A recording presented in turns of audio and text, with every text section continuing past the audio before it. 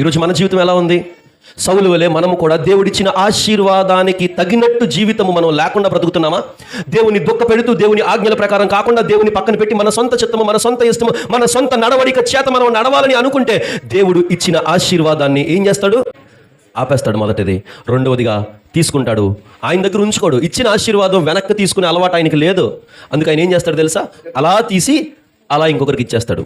ఇది మనకు తెలిసిందే. చెప్పండి, 5 తలాంతులు ఇచ్చినోడికి ఇచ్చాడా ఇవ్వలేదా? ఆశీర్వాదం ఇచ్చినా ఇంకా ఆశీర్వదించాలని ఆశపడ్డాడు. 2 తలాంతులు ఇచ్చినోడికి ఇచ్చాడా ఇవ్వలేదా? ఇంకా ఆశీర్వాదం ఇవ్వాలనుకున్నాడు. కానీ 1 తలాంతు ఉన్నోడికి వాడికి ఇవ్వాలని, ఇంకా ఆశీర్వాదం ఇవ్వాలని ఆశ లేదు. ఎందుకో తెలుసా?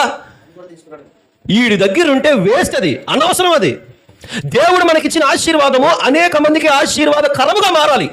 అలా మారలేనప్పుడు దాన్ని తీసుకొని ఇంకొకరికి ఆయన ఇచ్చేస్తాడు. అంటే ఇంకొకరి దగ్గర ఎక్కడైతే వేరే దగ్గర ఆశీర్వాదకరంగా ఉంటుందో, ఈ మాట మనం చూడాలండి.